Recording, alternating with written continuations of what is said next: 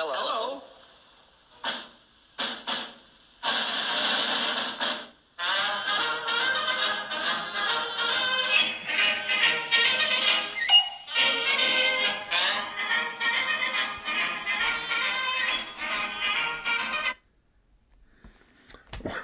Welcome to Mostly Hairless Apes. A little musical intro today.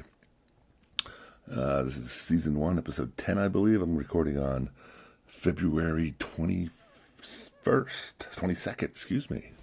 It's a Thursday. I'm Dr. Gene Mesco, a fellow mostly hairless ape, here in the Church of Science. I'm sitting in the balcony today, taking in the big view, because I want to ask the big question. That's the idea I've hit recently. Just trying to sort out life again, looking at evolution as our main mechanism in science. And I realized the really big question that anybody needs to ask is, are you civilized or not? Are you civilized? I went off on a rant a little while ago, and I realized civilization is different than society. And that's the critical thing with consciousness. People study societies. We look at social systems, and we have sociobiology. We have social organisms other than humans. We have wildebeests and ants and all sorts of things. We have eusociality and all these other different things that are out there with animals. And animals combine. And as long as we're dealing with it biologically, that makes a lot of sense because evolution works. Evolution selects for what's efficient, what works in terms of staying alive and keeping the species together. And humans have been trying to do that, but we've added this extra layer of civilization. And civilization is what we do with our consciousness. And I think that's the basic standard is thinking. And that's the really critical thing we can use to move forward and reorganize ourselves. And maybe build a functional global civilization, as opposed to the fustercluck we have right now. Because we do have a real mess on our hands. We've got almost 200 countries. We've got dozens and dozens of international corporations, global economic systems. We have different belief systems. Well, the big question, though, is, are you civilized? And if you're civilized, and most people, I think, would answer yes. They'd say, of course I'm civilized. But what does that mean? And this is where it gets tricky, because civilization is built off of human consciousness. We have to be able to think about stuff. Because we would react socially just because we would. We have family. We coo at infants. We take care of our elders. And other animals do that too. We have these family systems which extend into big clans, which extend to bigger tribes. But tribes start to get into civilizations because ultimately you have to have some idea of what's going on. And that's what consciousness does. It generates ideas. So humans have this marvelous adaptation that we call consciousness. Consciousness gives us an idea. We ask questions. We can find answers. And we can all agree on something. And that's what holds a group together, actually. We've gone down that road before that's saying that belief is really important because no one has all the answers. And so that's why we've evolved belief systems. Because we have to accept something. We all have to agree. Somebody should be in charge, why they should be in charge. When it's social animals, like wildebeest or anybody else, sometimes there's adaptations for things like chemical signals and pheromones. Ants and bees use a lot of those. Other animals do as well. They also use physical force. They beat each other up. Talk about the alpha male or the alpha female and the pecking order. We have a lot of social interaction that's just physical. And that's part of the wonderful sexism that we have in a lot of societies. When it comes down to it, biologically, men are expendable. And I think that leads us into sports and a whole bunch of other stuff, war. But biologically, males are expendable. And so when you look at social animals and you think about males and females and societies, the idea is we got to keep the species going, so we got to make babies. So we make a distinction between males and females, and we get caught up in that. And we've used that to build our societies. But we also have these things we call civilizations, and I think civilizations elevate beyond society. We have to think.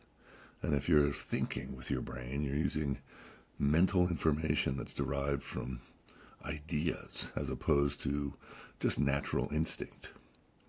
then we can start building a civilization. And that's where we are right now globally. Because I think one of the biggest civilization questions is who belongs? Who is in your group? Who's in the group? Who's out of the group? That's the idea here. And when we talk about who's out of the group, then we can say, why are they out of the group? What are they different about? What do they do differently? And they might look different, they might sound different, but usually it's because they didn't accept the rules that we have. Because that's what civilizations do. They make rules and they form governments. And once we have governments, we can sort things out. And the rules can define how we're going to have markets, how we're going to have an economy, how we're going to trade goods and services. And all that goes back to the big question of why are you civilized? What is it about your system that makes it work?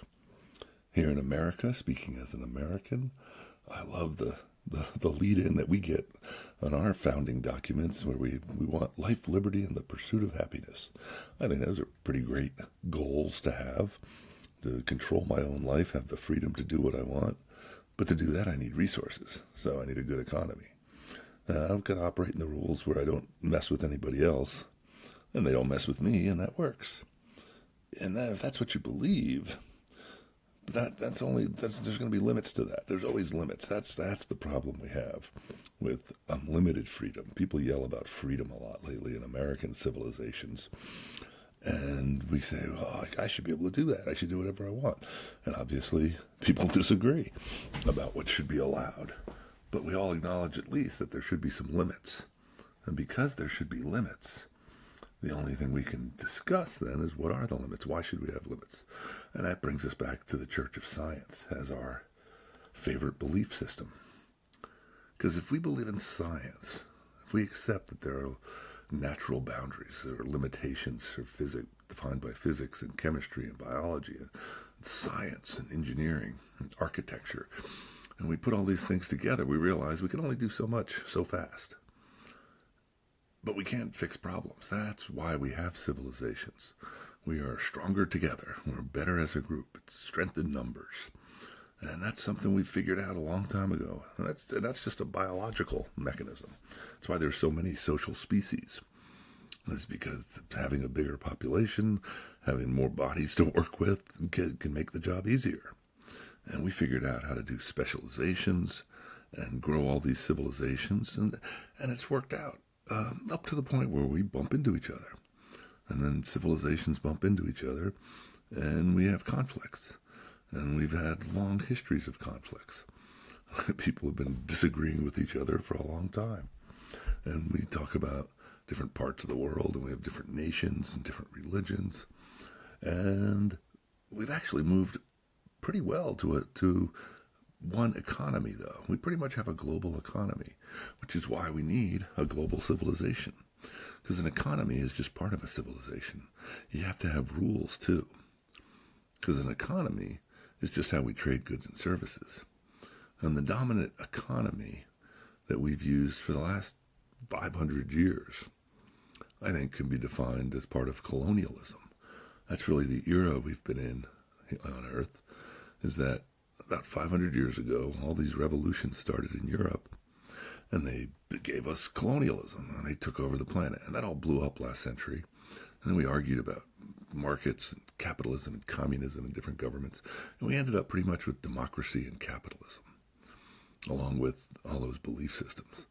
But now, here's where I'm going to go off the rails, I guess. Because if we're going to have a belief system, if we're going to have a global civilization, we all have to accept certain ideas. And one of those ideas has to be that we don't have all the information. We don't have all the answers. That's why we invented religions. That's why humans have religions. And it's probably why people came up with science. And that's the fundamental distinction. There's going to be a 0 and a 1 on the scale here. When we try to measure this variable and put it on an axis and graph it, there's really only two options to begin with. And they're going to be either you believe in magic, and that specifically that there are specific gods out there that can actually interfere in our lives, that can step in and change the rules about how the world works, and they can do magic. because they're gods, and that's how it works.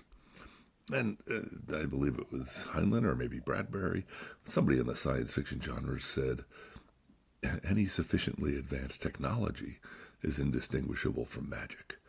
So there's probably somebody out there in the universe who can do things that if we saw it, we'd go, wow, that's magic. And then if they explained it to us and showed us that, oh no, this is how we manipulate quarks and leptons or whatever it is the physicists play with, we would go, oh, okay, that makes sense. Because there have to be rules. That's what science says.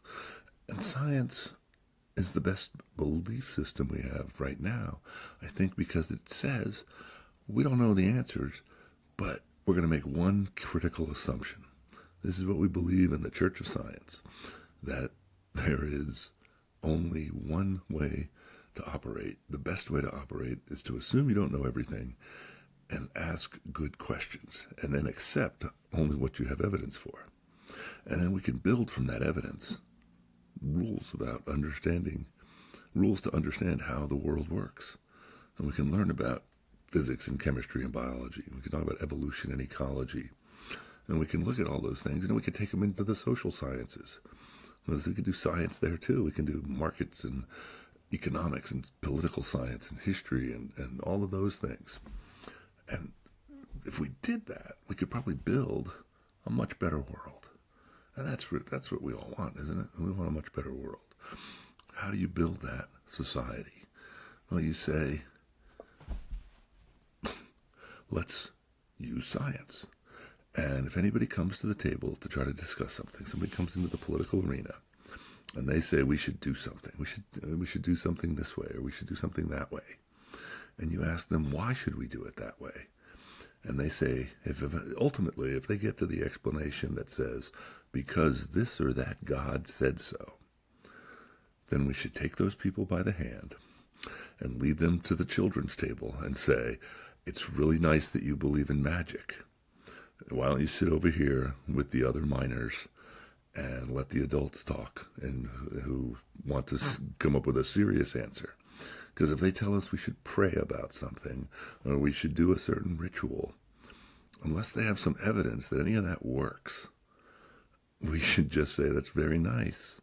We're really glad that you have that belief system, but you're not a member of the Church of Science. You don't accept evidence as the best way to go about making decisions. And we accept the fact that we don't have all the answers, but we have some really good answers. Like right now, there's climate change going on. The evidence is pretty strong. There's lots of data that says, wow, all the stuff we've been pumping into the environment for the last few hundred years is altering weather patterns, and the climate is changing. How's it going to change? Well, we have models for that. Very few of them predict anything better. Most of them predict a period of instability. And that's the worst thing for a society, especially for a civilization. For a civilization to persist, we have to have rules. We need constants. And ultimately, constants depend on where we live. What are the patterns of life in whatever places we live? How does the tide work?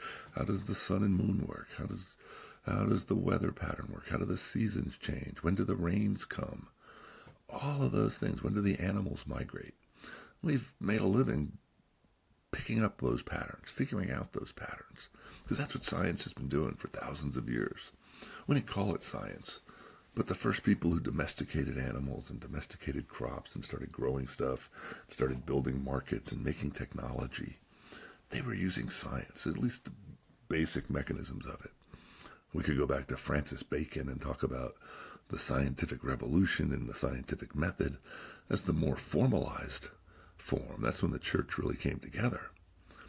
And we could talk about all the scientists who've worked since then, but going back for thousands of years, we've had people who did science. They used their brain, and they looked at the world, and they said, hey, here's a pattern.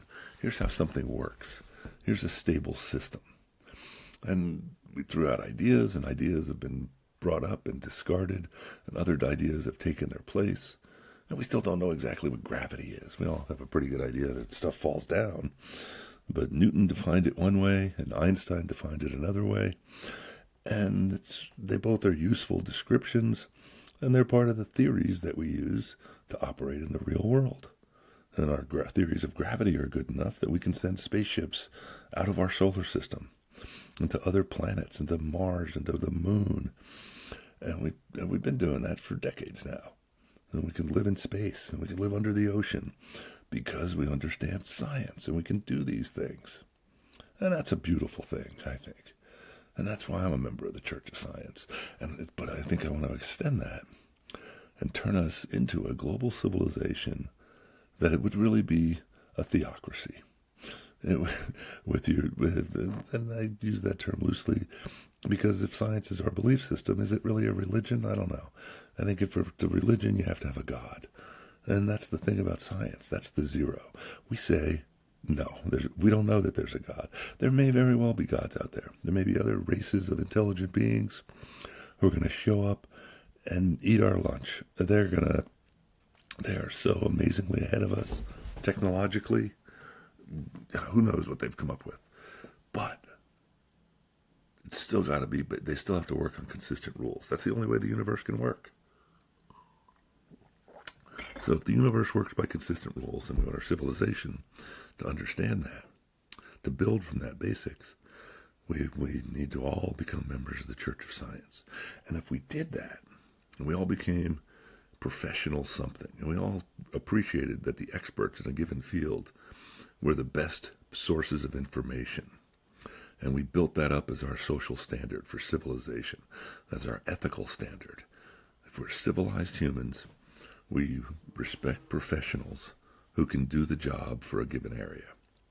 And if you're civilized, you understand that. You accept that as part of the game, that we're all in. And we also accept that we're all one species, because what biology, what natural science tells us, is that we're all Homo sapiens. We're all members of the same species, and because we're members of the same species, we're stronger together. We need to do away with our petty differences and make a global government that says, hey, everybody's human. And here's what we should do for our government. We should say we want to optimize the potential of every human. And when we optimize the potential of every human, and we tell them, hey, you should have life, liberty, and the pursuit of happiness, how are they going to do that? Well, they should have access to resources, and we should optimize their development, which means we should standardize healthcare, and we should standardize education, and just say, here's the opportunities available. You should stay healthy, you should grow up, and then figure out how to solve a problem, because that's what the professionals do. The professionals solve problems. If you're a professional scientist, you figure out something about how the world works.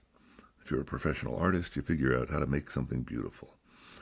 And bottom line is, I really can't think of anything in my life that I want that's not useful or beautiful. And that's what science and art do. And those should be the key professions. Obviously, lots of subdivisions in each, but how do we figure out how things work? How do we improve on them and make them more beautiful so we can enjoy life? That's pursuit of happiness right there. But I need the liberty to do that, which means I should have optimized development. I shouldn't have to worry about food or housing or shelter or clothing. So we should get all the basics done. How do we do that? Well, we have an economy. We distribute resources. And that's where we're pathological right now. Because assuming we all have the same belief system, and we're all going to accept science as our belief system and say, hey, let's work on the evidence. And the evidence right now says billions, literally billions of people are starving. Billions of people don't have access to education, don't have access to good health care, don't have access to clean water and food and resources. And that's pretty sick. That's the bottom line. And people will say, oh, that's always how it's been. Well, we're trying to change things here. How should it be? That's the question we want to ask. What kind of civilization do we want? And if we build it off science, we start from the source and say, well, let's get everybody up to this baseline. Let's get everybody to a level playing field, which means you have access to education, you have access to healthcare, you have access to nutrition, you have access to housing, and everybody can do at least a minimal of that. Where are we going to get all the money for that? That's what everybody's going to ask. How are we going to pay for that? Well, we'll look at the rules we make, and we'll look at the economy we have. The two adaptations that we've built up over thousands of years and have fought about and killed each other over or for, besides all that religion stuff. Well, that's why we're getting rid of religion. Because you can't settle any religious arguments. Because you can't prove anything. Because it's all belief. And all we're doing with science is saying, hey, just believe that we don't know. And then you can just talk about what are the better rules. And religion's given us a lot of good rules. Don't steal, don't kill anybody. But there's always rules about your group. It's only that religion. If you're a Catholic or a Christian, you don't kill other Christians unless they do something to make you think they're unbelievers, they're heretics. Those scoundrels should be killed off. Or we want some of their land. That's just economics. Or we decide, they're doing something nasty and we want to take them out. And we fought each other for years. We fought about who should be in charge. But we've mostly agreed. If you ask most of the people on the planet, they would say they'd want democracy. They'd rather be in charge of their own life and have a say in how the government works. And most people want capitalism. Well, problem is capitalism works better than democracy. Democracy is messy. Democracy is based on talking about ideas. And the only way you can make good rules with democracy is have the time to think about stuff. Which means, if we're going to build our civilization based on science and use democracy as our government, then the one thing we have to do is figure out the economy. We have to figure out how to distribute resources. How do we distribute resources so that everybody has access to the basic necessary things in life? And once we have those basic necessary things in life, then we can go about solving problems and making things beautiful. And so how do we do that? Well, there's a really simple way to do it. And evolution gives us a huge clue. There's this process in evolution called runaway selection. Natural selection is what gives us DNA mutations and changes in anatomy and physiology. Artificial selection gives us what we think about. That's how we build our civilizations. That's consciousness. And so if we're going to think about this stuff and we're going to think about the economy, how do we distribute resources? Well, we start at the top and we take the resources that have been accumulated by the most individuals that are the most concentrated, because that's the best way to work from something, is where you have the most of it. So you start at the top and you say, who's got the most resources? Who's tucked away the most resources on the planet? Who's got control of that? The Arab sheiks in charge of the oil industry, the billionaires all over the planet, the royals in different areas. A lot of that is the residue of colonialism, that those individuals have been using their national states and their armies and their resources that they found under their land. And they've been trading those and they've been piling up resources because everybody wants resources. That's a natural thing. We all want that. We're all a little greedy. That makes sense to want more stuff. But then the problem becomes when it becomes so unequal that literally billions of people are starving and billions of people don't have resources. And because we want to be human, we want everybody to have optimal development, we'd like to maximize the growth and survival of our species, because that's what our civilization should do at its very basic level. We acknowledge that we're all human and we should make sure that life is functional for as many people as possible. We should start taking resources from the top of the pile. And just to start, let's for fun, let's pick a number. 10 million. I like $10 million. Why does anybody need more than $10 million? Anybody who has got more than $10 million needs to step up to the microphone and explain to the world what it is that makes them so freaking amazing that other people should be starving or living or having diseases or dying from from exposure or fighting over something. Tell us why that's going on. Tell us why you can ethically say you should have more than $10 million. And we'll leave you alone. The rest of us who don't have $10 million. Because if you draw the line at 10 million, you're talking 99% of the people are below that line. At least. It's probably more than that. But less than 1% controls a huge amount of resources on the planet. 1 out of every 100 of us. And that doesn't work for democracy. If democracy, because that's the fundamental question. Is democracy in charge of capitalism, or is capitalism in charge of democracy? Because if capitalism is in charge, we really don't have a democracy. Because if the rules are different for rich people, if the people who have so much money have so many resources that they can change the rules, that they can warp the system, the civilization, to bend the rules to their favor, then they're different. They're not members of our civilization. They're their own civilization. They've got access to resources.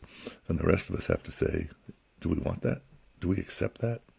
Do we let them to continue doing the things that they're doing, where we're wasting resources, killing each other and fighting over things and using up resources?